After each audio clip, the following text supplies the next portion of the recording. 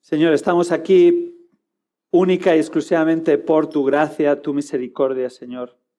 Gracias por Cristo Jesús, nuestro Señor y Salvador. Es por medio de Él que ahora podemos presentarnos delante de ti, justificados, limpios por su sangre, ahora no como tus enemigos, sino como tus hijos, como tu pueblo, como tu iglesia que desea alabarte no solo en un servicio dominical, sino íntegramente con toda nuestra vida, cada día, Señor, hasta que Cristo regrese o tú nos lleves a tu presencia. Gracias porque nos dejas tu palabra para guiarnos, para enseñarnos.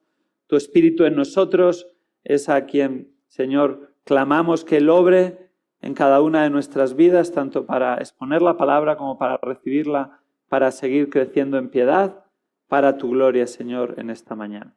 Esto oramos en nombre de Jesús. Amén. Abramos nuestra Biblia en Filipenses capítulo 4. Filipenses capítulo 4. En esta mañana vamos a estar considerando los versículos 8 y 9. Y este mensaje se titula Excelencia Espiritual. Excelencia espiritual. Vivimos en una sociedad que busca sobresalir, destacar y competir en cada una y todas las áreas de la vida. Esto comienza desde los estudios, prosigue en los deportes y se extiende hasta el mundo laboral. Y la meta final en esta competencia sin fin son los resultados. Vivimos en una sociedad pragmática y resultadista en el que el camino no importa tanto como el final del mismo. Sin embargo, como creyentes estamos llamados, sí, no a sobresalir, sino a la excelencia en nuestras vidas. Y más concretamente a la excelencia espiritual que se aplica a cada área de nuestra vida personal. La excelencia es realizar algo lo mejor posible. Hacer algo lo mejor posible bajo los principios y valores adecuados. El fin no justifica los medios en la excelencia espiritual. La excelencia espiritual es vivir nuestras vidas lo mejor posible bajo los principios y valores bíblicos, sin importar los resultados o las consecuencias que los dejamos en las manos de Dios, del cual es la obra, pero sí viviendo para su gloria. Ahora hemos de entender esto, hermanos. La vida cristiana no es acerca de ser el mejor.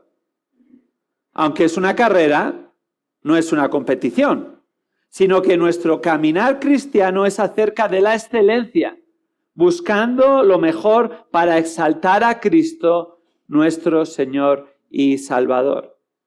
Todos estamos capacitados para la excelencia espiritual y estamos capacitados no en nuestra propia capacidad, sino en la capacidad del Espíritu que mora en nosotros como creyentes y que nos capacita ahora como hijos de Dios por medio de su palabra a crecer en semejanza a Cristo y ser aquello que hemos sido llamados a ser en Él.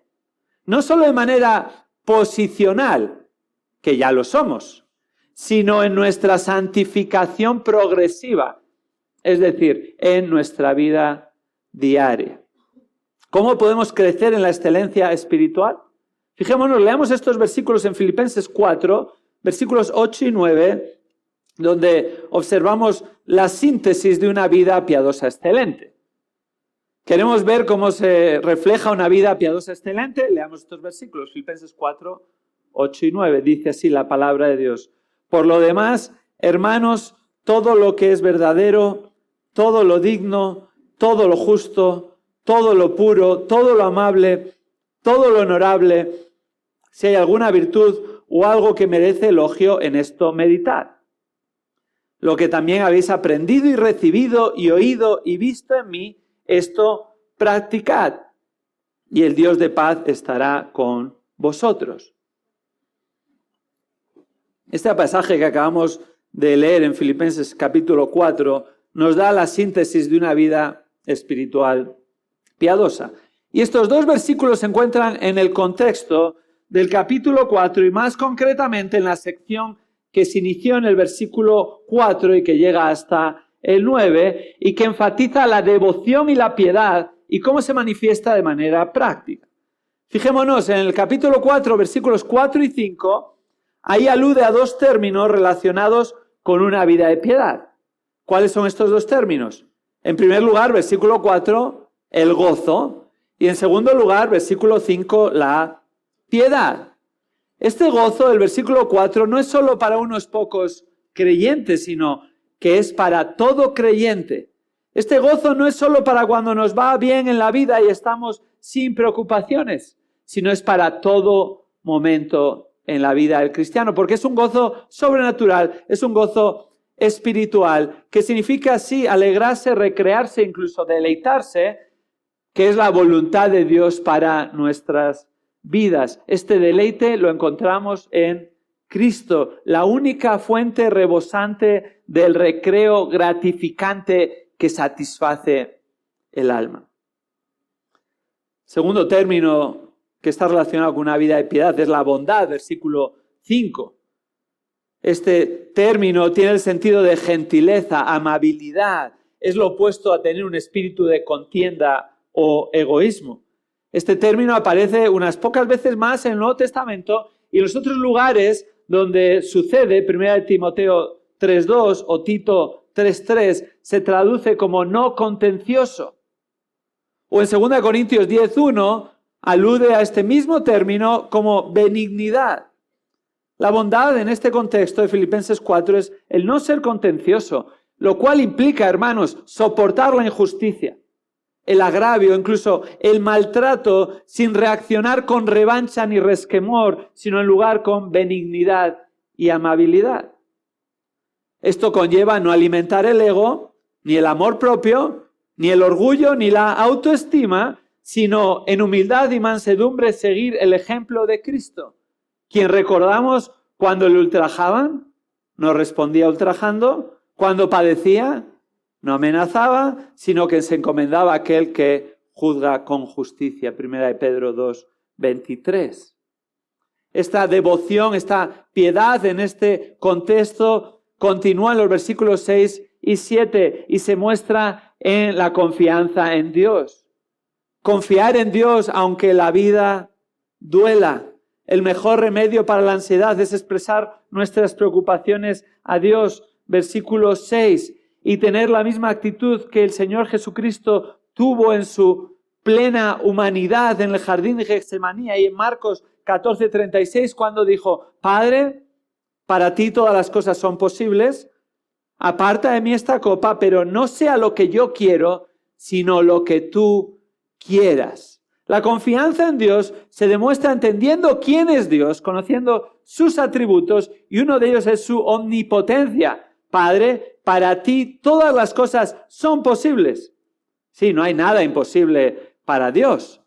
A continuación, el Señor Jesucristo muestra su deseo en su humanidad, sin dejar de ser Dios. Aparta de mí esta copa, pero se somete a la voluntad del Padre. Pero no sea lo que yo quiero, sino lo que tú quieras. Así es como hemos de venir expresando nuestras preocupaciones a Dios. Y el resultado de esto es que en lugar de estar ansiosos por todos los problemas de la vida, y cuando no es uno es otro, y cuando desaparece uno aparece el otro, en lugar de estar agobiados, experimentaremos la paz de Dios en medio de cualquier circunstancia de la vida. Una paz que sobrepasa todo entendimiento y que es el resultado de venir en oración a Dios, confiar en Él, es el resultado de poner en práctica el versículo 6, sin olvidarnos de hacerlo con acción de gracias. En este contexto llegamos a nuestro pasaje. Filipenses 4, versículos 8 al 9, donde sigue delineando aquello que caracteriza a un creyente piadoso y de hecho nos va a mostrar concretamente dos manifestaciones claves que sintetizan una vida piadosa excelente. ¿Quieres vivir de manera excelente espiritualmente hablando? Aquí hay dos manifestaciones claves que sintetizan esa vida piadosa excelente. La primera manifestación la vemos en el versículo 8 y es esta: piensa lo mejor. Piensa lo mejor. Versículo 8, fijémonos, leámoslo de nuevo. Por lo demás, hermanos, todo lo que es verdadero, todo lo digno, todo lo justo, todo lo puro, todo lo amable, todo lo honorable, si hay alguna virtud o algo que merece elogio en esto, meditad. Una vida de piedad excelente se manifiesta paradigmáticamente en una mente disciplinada para pensar lo mejor. El versículo no solo nos llama a pensar lo mejor, sino que va más allá y nos dice que hemos de meditar en lo mejor. Fíjate, el versículo comienza diciendo, por lo demás, hermanos, si saltamos a la parte final del versículo 8, ahí encontramos el verbo principal, la idea principal, que es un imperativo y dice, en esto, meditad. ¿En qué hemos de meditar? En lo que ha enumerado en el resto del versículo precediendo a ese verbo que nos llama a meditar. Dice, por lo demás, hermanos, por lo demás es una expresión que conecta este pasaje con lo que acaba de decir anteriormente y en cierta medida está llegando al punto culminante de su enseñanza en relación con una vida de piedad que había empezado en el versículo 4. Estos dos versículos, al igual que el resto de la epístola, está dirigido, fíjate, a hermanos, por lo demás, hermanos, es decir, a los creyentes de Filipos, de esa iglesia local. Y por extensión está dirigido a todo aquel que ha confiado en Cristo como Señor y Salvador. Ahora somos hermanos en Cristo. No coetáneos de Pablo ni los filipenses, evidentemente han pasado 2000 años, pero esta hermandad trasciende los tiempos y las épocas. Es una hermandad eterna del Dios eterno, que es nuestro Padre celestial. ¿Qué es lo que caracteriza a un hermano que busca una vida espiritual excelente? ¿En qué piensa? ¿Qué piensa lo mejor? Fíjate, dice, en esto meditad. El verbo meditar, de hecho, significa mucho más allá que pensar. Más allá que pensar. Empieza por pensar, pero quiere decir entregar mi mente a aquello que es noble. Meditar no es un pensamiento fugaz, olvidadizo, sino es una entrega a aquel pensamiento que es noble, conlleva la idea, además, no solo de pensar, sino considerar con atención, ponderar cuidadosamente en lo que pensamos. En otras palabras, hemos de pensar como es debido. No solo hemos de pensar en lo mejor, sino que hemos de pensar lo mejor. Esta no es una opción para el cristiano, sino la clara voluntad de Dios para nuestra vida. De esto depende en gran medida nuestro crecimiento espiritual que produce verdadera piedad. Los pensamientos son la sala de máquinas del ser humano y como tal afecta a todo lo demás en nuestra vida. Comenzando por nuestras decisiones, siguiendo por nuestros sentimientos, continuando con nuestras palabras y finalmente afectando irremediablemente a nuestras acciones. Todo comienza en nuestra manera de pensar. ¿En qué hemos de pensar y meditar? ¿A qué hemos de entregar nuestras mentes ahora que somos nuevas criaturas en Cristo? El corazón del versículo 8, esa enumeración nos muestra en lo que ha de estar ocupada nuestra mente continuamente. Hemos de disciplinar nuestros pensamientos a que se enfoquen en lo mejor según Dios. ¿Qué es lo mejor según Dios? Versículo 8. Todo lo que es verdadero, todo lo digno, todo lo justo, todo lo puro, todo lo amable, todo lo honorable. Si hay alguna virtud o algo que merece elogio, en esto meditad. Nuestra mente ha de estar ocupada y gobernada en primer lugar por todo lo que es verdadero. Comienza esta enumeración en el versículo 8. ¿Qué es todo lo que es verdadero? Bueno, esto es una alusión a todo aquello que es verdad. Tiene sentido, Dios es verdad. Y la medida de la verdad es Dios quien la delimita. Nuestra mente ha de estar saturada con la verdad de Dios, contenida en su palabra, en las verdades del Evangelio. Y en un plano más general, hemos de pensar en lo que es verdad en contraste con lo que es mentira, con lo que es un engaño o una imaginación.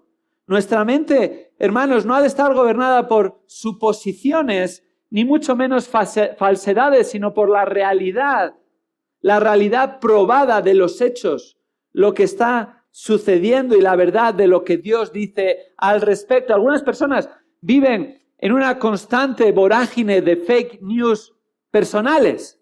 No estamos hablando de las que aparecen en los medios sociales, las redes sociales o en otros lugares, sino en tu mente. Tu mente está llena de fake news que te crees o que te crees de lo que está sucediendo alrededor. No, nuestra mente ha de estar dedicada y pensada en todo lo que es verdaderamente cierto. Lo verdadero es la realidad de los hechos y la verdad de lo que Dios dice al respecto. Y la única manera de llegar a entender qué es la verdad es estar empapados en la verdad, que es en la palabra de Dios, para tener discernimiento. Y esta misma palabra de Dios, como dice el Salmo 19, hace sabio al sencillo. Todos nosotros somos sencillos y necesitamos crecer en sabiduría. Por defecto somos necios, pero según estamos expuestos a la palabra, crecemos en sabiduría, la sabiduría de Dios, y estaremos habilitados para pensar y meditar en lo que es verdadero, que no son nuestros propios pensamientos, son los pensamientos de Dios que nos ha dejado en su palabra. Ahora, en segundo lugar, ¿en qué ha de estar meditando nuestra mente? No solo en todo lo que es verdadero, sino en todo lo digno. Continúa la enumeración. Esta palabra está relacionada con todo lo que es sagrado, pero en este contexto está afirmando aquello que es noble o digno de respeto. Se refiere a aquello que es digno de consideración. Hemos de tener un filtro en nuestra mente. Y no hemos de dejar que se cuele lo que es indigno de considerar y que no nos va a edificar. Ni pensar en aquello que no nos ayuda ni es honorable según Dios. ¿Cómo podemos saber si nuestro filtro es más finito o más grueso? Bueno, si alguien pudiera leerte la mente y viese lo que estás pensando en cada momento, eso es aterrador, ¿verdad? Bueno, ¿vería algo loable y respetable que está en tu mente? ¿O acaso sería algo reprochable? Tal vez estás diciendo algo con tu boca, estás haciendo gestos muy agradables, pero en tu mente estás pensando otra cosa. Eso es pensar en todo lo digno, aquello que no es reprochable, que cualquiera que pudiera saber que estamos pensando dijera, esto es digno de Dios, porque le honra. No es digno de un estercolero. Llena la mente de basura que hay que sacar de ahí a diario para que no tome un lugar que no le corresponde. En tercer lugar, nuestra mente ha de estar gobernada por todo lo justo. Prosigue el versículo 8. Hemos de pensar en aquello que es justo, lo que representa la justicia. No una justicia según los hombres, que tristemente es injusta, aun en el mejor de los casos, sino la justicia según Dios. Nuestra mente ha de estar saturada con la justicia de Dios, que es la más elevada y la única verdaderamente y genuinamente perfecta, inmutable y eterna. El único verdaderamente justo es Dios. Y así la única justicia en la que hemos de meditar es la que procede de Él, revelada en las Escrituras. ¿Qué sucede? Que muchas veces tratamos de establecer nosotros mismos, por nuestros propios criterios, en lo que es justo o no, en base a mi pensamiento o mi estándar. Incluso llegamos a decir eso que la Biblia dice que no es justo, pero nosotros nos atrevemos, a veces inconscientemente y otras ignorantemente, a contradecir lo que dice la palabra de Dios y poner en la boca de Dios que es justo lo que estamos diciendo. No, cuidado. Lo único justo es lo que Dios dice que es justo, no lo que tú piensas que es justo. Y muchas veces esto es parte de una aplicación no solo a una justicia universal, que en cierta medida es un concepto loable pero etéreo e impersonal, sino en cuanto a aquellas situaciones que suceden en nuestra vida y a mí me pueden parecer injustas o siento que es injusto. No, Dios no es injusto. Dios está en control. Dios está cumpliendo su plan. Y aquello que procede de Dios nunca es injusto y aún puede usar las injusticias de las personas en un mundo caído para llevar a cabo su plan perfecto y cumplir su perfecta justicia al final. ¿Fue justo que Cristo Jesús fuera sacrificado y colgado en la cruz del Calvario por los judíos en connivencia con los romanos? Esta es una pregunta trampa. Sí y no, ¿verdad? Evidentemente fue la gran injusticia del siglo, no, de la vida humana. El justo por los injustos. Él no hizo nada malo. Pero Dios estaba cumpliendo su justicia a través de esa injusticia humana. Y aún Pedro, cuando está predicando ahí en Pentecostés, en Hechos 2, no les deja irse de rositas, no, les dice, vosotros sois los culpables, eso le dice a la cara, pero luego también les dice, pero se estabais cumpliendo, Dios estaba cumpliendo por medio de vuestra injusticia, su plan predeterminado, que es justo y perfecto. Y debido a eso es que estamos tú y yo hoy aquí justificados en Cristo Jesús. ¿Tenía sentido para la mente humana ese plan? No. ¿Por qué? Porque Pedro mismo lo ejemplifica. Cuando Jesús le dice a sus discípulos, aún hasta 3 veces se lo dice antes de morir en la cruz del Calvario, pero una de esas les dice, mira, he de morir. Y luego también les decía, pero voy a resucitar. Ellos como que la parte de que iba a resucitar no la oían o no la entendían. Solo entendían, va a morir. ¿Y qué hace Pedro? No, Señor, no puede ser. Yo lo impediré. No, te voy a reconvenir. ¿Y qué le tiene que decir Jesús a Pedro, que tenía buenas intenciones, pero estaba pensando y sintiendo contrario a la voluntad determinada de Dios? ¿Qué le dijo? Muy serio, muy serio. No es que Pedro fuera Satanás, pero él no estaba pensando según Dios, estaba pensando según sus propias ideas, que no eran conforme a Dios, sino conforme a el príncipe de las mentiras, porque eso estaba pensando era mentira. Y ahí estaba representando a aquel que es el padre de mentiras, Satanás. ¿Nos damos cuenta?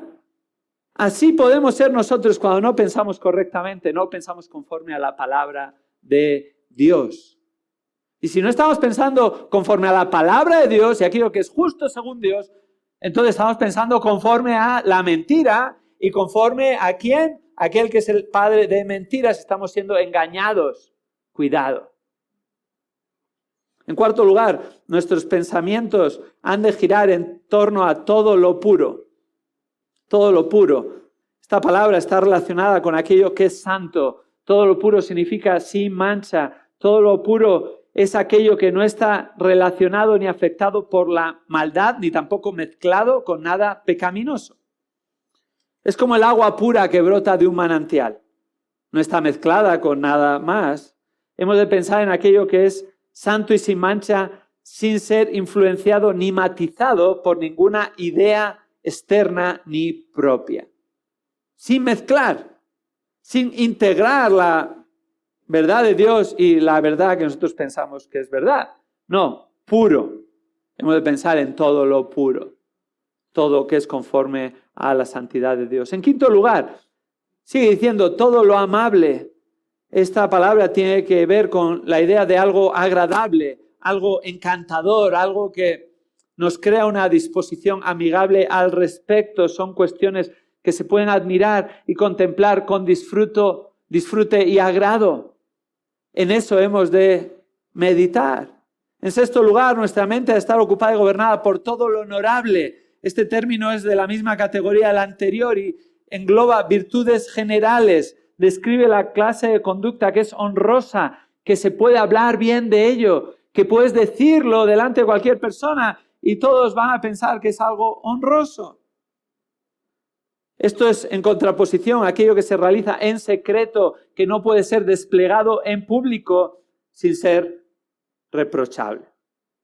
En estas cuestiones hemos de meditar, llenar nuestra mente, no con cotilleos, no con conductas dudosas, irreprochables, no con la vida de aquellas personas que llenan los programas del corazón o aquellos que supuestamente son influencers en las redes sociales. ¿Sabes qué? La mayor parte de los influencers son malos influencers. ¿Por qué? Porque no es una influencia espiritual. No quiere decir que todo lo que dicen está mal, ¿verdad? En realidad están haciendo un negocio, todos ellos. Pero esa influencia hemos de filtrarla por medio de la palabra y lo que dice Dios. Ahora, finalmente, por si acaso, después de esta enumeración de 6 adjetivos que define aquello en lo que nuestra mente debe estar ocupada, añade 2 afirmaciones generales para que sea inclusivo. Si hay alguna virtud o algo que merece elogio, y me lo he dejado en esta enumeración, en esto meditad, es decir, un resumen, una especie de cajón desastre que engloba todo lo mejor en lo que hemos de estar meditando, no solo en las 6 cuestiones enumeradas, sino en todo que es virtuoso y elogiable, digno de alabanza, halago, enaltecimiento. Con eso hemos de llenar nuestra mente. Así se ve la excelencia espiritual. La excelencia espiritual se manifiesta en una vida de piedad gobernada por un pensamiento que característicamente considera lo mejor. Es decir, aquello que Dios define como bueno y loable ante sus ojos. De eso ha de estar saturada nuestra mente.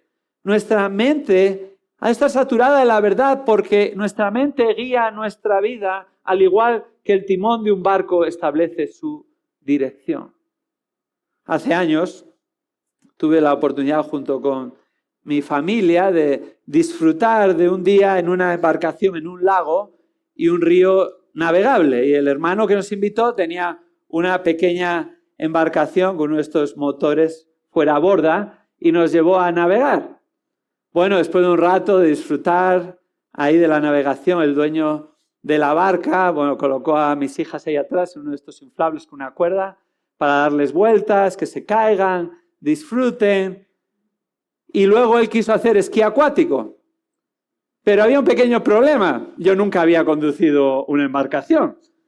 Pero este hombre realmente quería hacer esquí acuático. Así que dijo, mira, te voy a enseñar unas nociones básicas. Y la noción básica es, esto es un volante, intenta mantenerte en el cauce del río y todo irá bien. Era un río no tan ancho, la verdad. Y para que él pudiera hacer esquí acuático tenía que ir haciendo zigzag, no valía con ir recto. Entonces le dije, bueno, pues allá tú eres el que vas a ir ahí atrás y es el que vas a arriesgar tu vida. Así que ante la mirada de desaprobación de mi mujer, tomé el volante, tomé el timón y me enfoqué única y exclusivamente en lo que él me había dicho que tenía que hacer. Toma el volante y no miraba ni a derecha, ni a izquierda, ni para atrás. Yo no sabía si el hombre estaba todavía ahí o no. Yo seguía, pon esta velocidad, no me quiero salir, 100% concentrado. Si me hablaban no sabía ni lo que me hablaban. Plena concentración. ¿Por qué? Porque era de vital importancia estar concentrado en ese momento. La vida de este hermano atrás estaba en juego, literalmente. Primera vez que tomaba una embarcación, gracias a Dios, todos salimos ilesos. Bueno, hermanos, esto es vital para la vida cristiana. Hemos de estar enfocados, concentrados. La mente es el timón de nuestra vida espiritual y hemos de estar completamente concentrados. Eso es lo que significa en esto meditar. Somos llamados a pensar, a considerar aquello que Dios dice y esto que Dios nos dice ha de gobernar nuestra vida. No hemos de distraernos, ni mirar a derecha ni a izquierda, ni atrás, ni tratar de hacerlo a nuestra propia manera, no, a la manera que Dios nos ha dicho. Él nos deja las instrucciones de aquello que ha de dominar nuestro pensamiento y hemos de disciplinar nuestra mente para que estemos enfocados en ellas. Ahora, ¿cuáles son algunas implicaciones y aplicaciones prácticas del llamado a pensar lo mejor? Bueno, primeramente, ante la duda, toma la decisión de pensarlo mejor. Muchas veces en la vida tenemos dudas, ¿verdad? No estamos seguros qué está pasando. Lo que han dicho, me lo ha dicho para bien, me lo ha dicho para mal. No solo lo que ha dicho, lo que ha hecho, lo que pienso que él va a hacer. Empezamos ahí en un puzzle inescrutable. Ante la duda, piensa lo mejor. Nuestra nueva vida en Cristo no ha de estar gobernada por verdades populares tales como ese refrán que dice, piensa mal y acertarás. No sabemos muchas de los refranes mejor que la Biblia, ¿verdad? No, eso es un refrán. El cristiano es, piensa bien y acertarás según Dios. En esto meditar. Claro, no somos ingenuos y es evidente que las personas pueden engañarnos, aprovecharse de nosotros, estafarnos. No estamos hablando de esto, de ser ingenuos, sino que ante la duda hemos de pensar lo mejor de los demás y dar el beneficio de la duda a toda persona hasta que se demuestre lo contrario. Esta es una práctica que ha de estar caracterizada en la vida de todo cristiano y es una práctica que los pastores tenemos que ejercitar a menudo. Ante la duda, pensamos lo mejor. No me chupo el dedo. Yo muchas veces pienso, casi estoy seguro que me está mintiendo. Casi estoy seguro que eso dice que no está haciendo, está en una vida pecaminosa. Pero es casi estoy seguro. No estoy seguro. Entonces, hasta que no esté seguro, pienso lo mejor. Lo dejo en las manos del Señor. Y el Señor lidiará y sacará a la luz los hechos cuando sea el momento y con la verdad de la palabra trataremos de ayudar a esa persona para venir a Cristo, para arrepentirse. Pero hemos de pensarlo mejor. Así hemos de hacer, hermanos, en nuestra vida, unos con otros, para la unidad en Cristo, en la fe y para vivir una vida que le honra, una vida excelente. Ante la duda hemos de pensar lo mejor y dar el beneficio de la duda. Ahora, en segundo lugar, nuestro pensamiento en la práctica no ha de estar gobernado por mis emociones ni mi pragmatismo. Eso es lo que significa meditar en lo mejor, en la verdad. No voy a estar gobernado por lo que siento ni por el resultado final de lo que va a suceder. Afirmaciones tales como algo me dice, o no tengo paz, o tengo la mosca detrás de la oreja, o me da a mí que muestran que estamos siendo gobernados por nuestra intuición. No me importa lo que estés pensando, ni tu intuición. Tu intuición no es la verdad. La verdad es lo que Dios dice. Y en eso hemos de pensar. Tus sentimientos no son la verdad. Mis sentimientos no son la verdad. Es que siento... Bueno, yo no digo que no sientas eso, somos seres humanos, todos sentimos. Pero hemos de poner nuestros sentimientos sometidos a la verdad de Dios y hemos de ser gobernados por lo que pensamos, no por lo que sentimos. Que, por cierto, normalmente sentimos según pensamos. Muchas veces pensamos que los sentimientos es un vacío ahí, es algo como visceral, ¿no? No, no es así. Sentimos según pensamos. Entonces, estamos pensando mal y muchas veces vienen pensamientos que nos llevan a sentimientos que no son conforme a Dios. Tenemos que rebobinar y decir, no estoy pensando bien. He de pensarlo mejor, de acuerdo a la palabra, de acuerdo a la verdad, y entonces ser gobernado por mis pensamientos conforme a la verdad, no por mis sentimientos, aunque lucho porque somos seres emocionales. Pero aún nuestras emociones están afectadas por el pecado. El pragmatismo tampoco ha de gobernar nuestra manera de pensar. ¿Cómo se ve esto? Bueno, no hemos de preguntarnos, ¿esto funciona? ¿O cuál va a ser el resultado final de esto? No, hemos de preguntarnos, ¿es esto justo? ¿Es esto honorable? ¿Es virtuoso? ¿Es elogioso? Si es así, aún si va a conllevar un resultado que no es el apetecido, aún si me va a traer consecuencias negativas, en eso voy a pensar y de acuerdo a eso voy a vivir, porque esto honra a Dios y estoy dispuesto a pagar el precio. No pensamos por conveniencia, pensamos por convicción. Ahora, hay una segunda manifestación clave que sintetiza una vida piadosa excelente. La primera es, versículo 8, piensa lo mejor. Piensa lo mejor. La segunda, versículo 9, practica lo mejor. Practica lo mejor. Fíjate que dice el versículo 9, lo que también habéis aprendido y recibido y oído y visto en mí, esto practicad y el Dios de paz estará con vosotros. La vida de piedad excelente se manifiesta prototípicamente por medio de la práctica de lo mejor.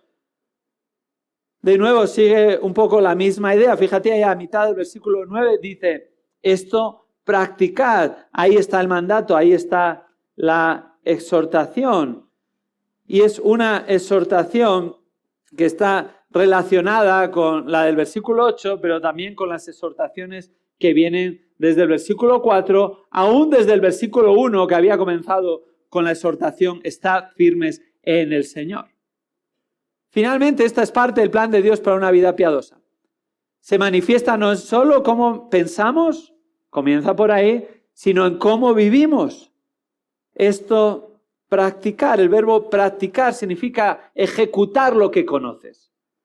Llevarlo a la práctica, y no es algo puntual, sino habitual. Es característico en la vida del creyente. La vida cristiana nunca es mero conocimiento, sino es un conocimiento que se ejerce en el poder del Espíritu para crecer en semejanza a Cristo.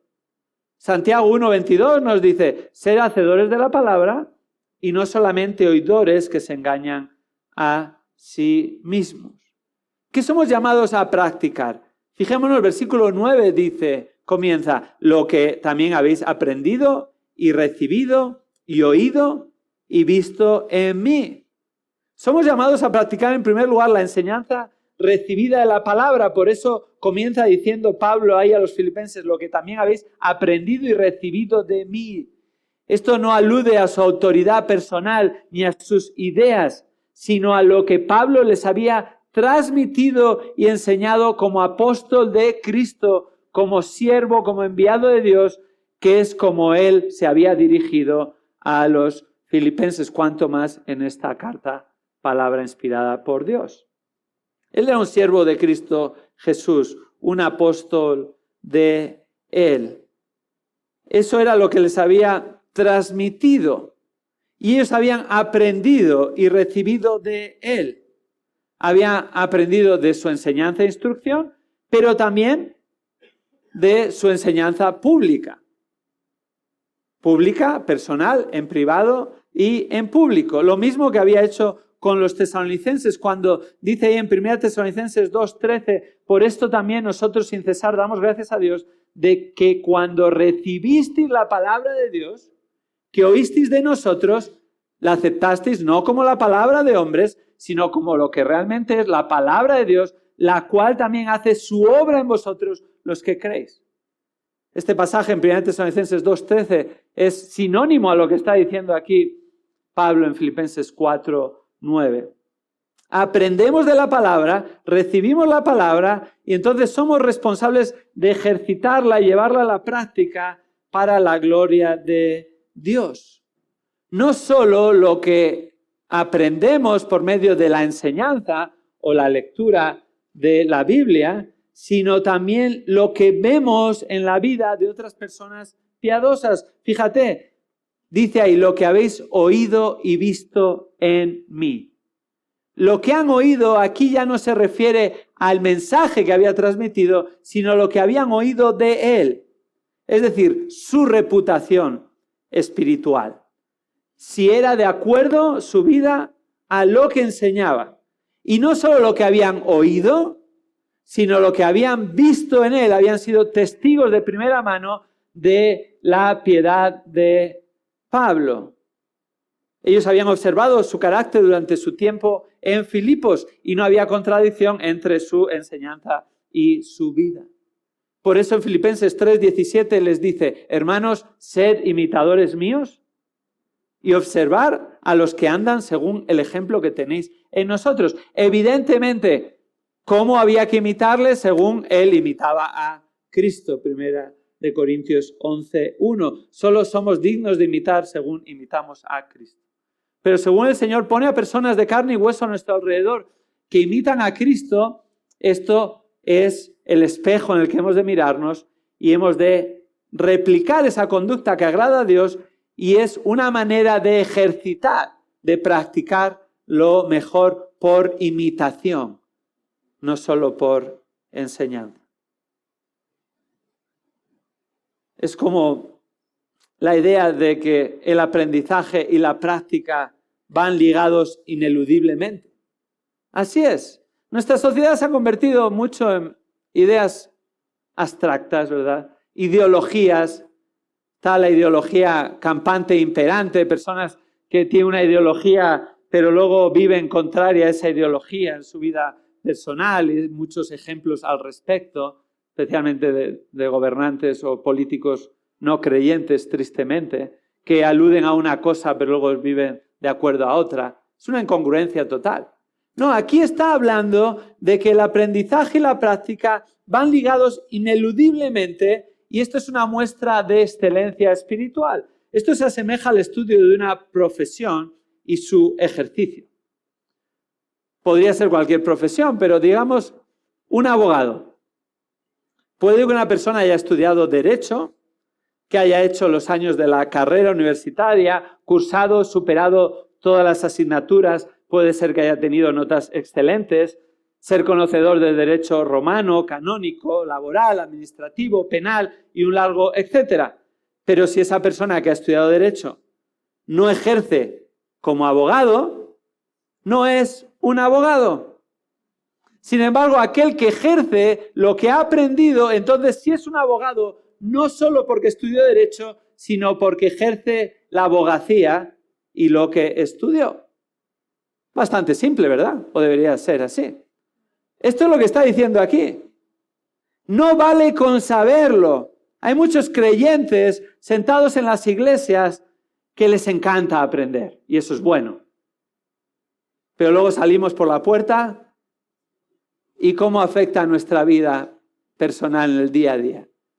Puede haber una desconexión.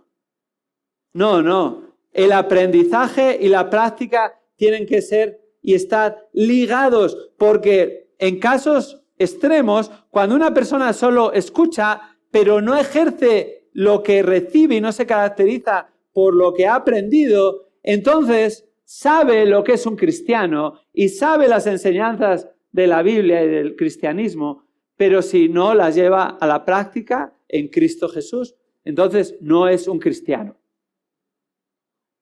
Cuidado. Puede haber personas aún hoy aquí, puedes estar y haberte criado en un ambiente religioso, incluso llevas mucho tiempo asistiendo a una iglesia, una buena iglesia, donde se predica la palabra, puedes estar familiarizado con las verdades que se enseñan y puedes afirmarlas intelectualmente, pero si no te has arrepentido genuinamente y confiado en Cristo por gracia, por medio de la fe, como tu Señor y Salvador, entonces no eres un cristiano. Ahora, para aquellos que hemos confiado en Cristo, hemos de seguir creciendo, no solo en ser conocedores, sino en ser hacedores de la palabra. Y para eso venimos a la iglesia. Para conocer lo que Dios quiere para nuestras vidas, reconocer, Señor, tú sabes mejor. Sí, voy a pensar conforme a lo que tú piensas, voy a resetear, voy a cambiar mi manera de pensar, pero no solo mi manera de pensar, sino mi manera de vivir que sea acorde a lo que tú enseñas, y voy a practicar lo mejor. ¿Qué es lo mejor? Lo que tú dices que es mejor. ¿Dónde dice Dios lo que es mejor? En la palabra de Dios. Por eso nos juntamos como iglesia y leemos la palabra y explicamos la palabra y aplicamos la palabra. ¿Para qué? Para seguir creciendo en una vida espiritual excelente. Para ser más como Cristo. No que lo hayamos alcanzado ya. No, Pablo siquiera lo había alcanzado ya, y en Filipenses capítulo 3 lo dijo claramente, no que lo haya alcanzado ya, ni que haya llegado a ser perfecto en el versículo 12 del capítulo 3, sino que sigo adelante, prosigo a la meta a fin de poder alcanzar aquello para lo cual fui también alcanzado por Cristo Jesús. ¿Qué es la meta? La meta va a ser la glorificación. Pero estamos en proceso. La glorificación no va a suceder hasta que estemos con el Señor. Mientras tanto, no lo he alcanzado ya. Prosigo. ¿Cuál es la meta? Ser más como Cristo, mi Señor y Salvador. No solo en la declaración posicional ahora en Cristo, como Dios nos ve, sino en nuestro diario vivir para ser más piadosos, más como Él, nuestro Señor y Salvador. Ahora, ¿qué sucede? Hay algunos cristianos que se emboban en crecer solo en conocimiento. Les encanta aprender. Les encanta apuntarse a todas las conferencias. Y es bueno, no digo que no os apuntéis. Al seminario. Pero cuidado, no sea mero conocimiento. Hay gente que le encanta los versículos difíciles de las Escrituras y se enfrascan en intentar dar la respuesta definitiva a los misterios no revelados o complicados de entender para la mente humana y se piensan, los demás no lo entienden, pero yo estoy en otra categoría, yo llego a ese entendimiento. A lo mejor sí, yo no soy ese tipo de persona, probablemente la mayoría tampoco, pero ese no es la meta. La pregunta es, ¿estás poniendo en práctica lo que entiendes? Hay muchos creyentes atribulados de, no entiendo este libro, no entiendo aquel, no entiendo la escatología, no entiendo algunos aspectos de la soteriología, la doctrina. Bueno, tenemos que seguir perseverando, seguir aprendiendo, ¿verdad? Seguir conociendo más a nuestro Señor, eso no es una excusa para no aprender. Pero ¿qué entiendes ya? Que lo que no entiende no sea una excusa. No, ¿qué entiendes ya? Ahora ponlo en práctica. Practica lo que ya entiendes desde la palabra. Otros cristianos no se emboban en el conocimiento sin la práctica, sino que se convierten en vagos espirituales. Hay mucho vago suelto, por todos los lados, también en las iglesias. Y dicen, ya tengo suficiente conocimiento acumulado. Ya tengo mi mochila llena. Y ya no perseveran en profundizar. Ya se han cansado. Ya sé suficiente. Eso es para los nuevos. Para los que tienen que ir a la clase de bautismo. Para los que se tienen que hacer miembros. Para los que llevan pocos años en la iglesia. Yo ya estoy en otro nivel. Si estás en otro nivel. Pablo estaba en otro nivel. No, ¿verdad? Pues tú tampoco. Y yo tampoco. No seamos vagos espirituales que digamos, bueno, ya con lo que sé es suficiente. No, eso es una vida espiritual mediocre y está abogada a una piedad mediocre. El Señor Jesucristo no quiere mediocridad porque no le representa bien. Quiere excelencia. No quiere decir que voy a ser mejor que el otro. Esto no es compararnos ni el mejor. Sino voy a ser lo más piadoso posible para la gloria de Dios allí donde me tiene ahora en mi caminar cristiano.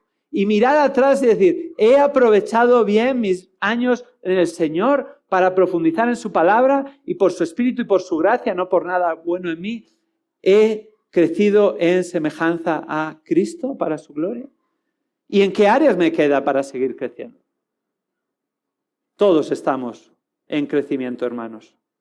Todos somos modelos imperfectos. Pero según reflejemos a Cristo, eso será de estímulo mutuo y eso traerá gloria a Dios y será un testimonio a un mundo sin Cristo. Para eso está la iglesia aquí.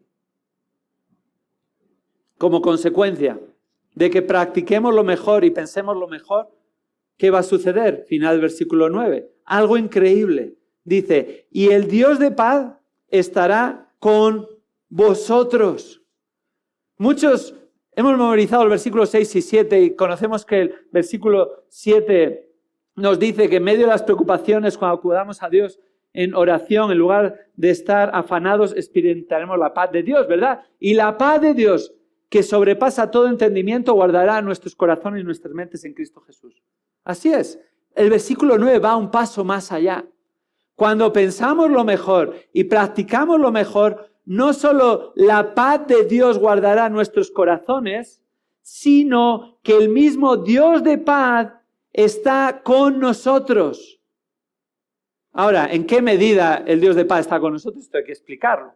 Porque el Dios de paz ya reside en sus hijos por medio del Espíritu Santo. Desde el momento de la conversión. Esto no quiere decir que el Espíritu Santo viene y se va, dependiendo de cómo yo viva mi vida. No, el Espíritu Santo está en ti. Ahora, ¿qué sucede? Está reafirmando, Él se va a identificar contigo según pienses lo mejor y actúes y hagas lo mejor. El Dios de paz estará con vosotros. No en vosotros, ya está en nosotros. Va a estar identificado, va a decir, sí, este es uno de mis hijos que me está trayendo gloria por la manera en la que está pensando y la manera en la que está actuando. Y se pueda identificar genuinamente con nosotros nuestra vida. Eso le trae gloria. Nuestra mente es tremendamente compleja. Nuestro cerebro está formado por entre 12 a 14 millones de células, es decir, un doble dígito seguido de 12 ceros. Y esto es solo un reflejo de la complejidad de nuestra mente, porque cada célula de los millones de células están a su vez conectadas con 10.000 células vecinas que continuamente están intercambiando información. Por ponerlo de una manera más visual y no tanto de datos, es como una supercomputadora sin igual. El cerebro o la mente humana es equivalente a unos 1.000 servidores, unos superservidores. Un servidor de estos es capaz de dar servicio a una ciudad del tamaño de Nueva York. Nuestra mente se equipara a 1.000 superservidores de estos. Es súper compleja. Pero cuidado, nuestra mente es engañosa. Eso es lo que dice la palabra.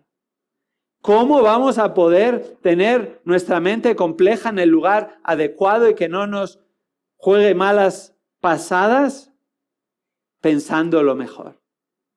Siendo gobernados por lo que la palabra de Dios dice y siendo guiados a no solo pensar lo mejor, sino a vivir y practicar conforme a aquello que pensamos que es de acuerdo a la palabra de Dios. Hermanos, dejemos a un lado la mediocridad espiritual y vivamos comprometidos en pos de la excelencia espiritual que se manifieste en cómo pensamos y cómo vivimos para la gloria de Dios. Vamos a orar.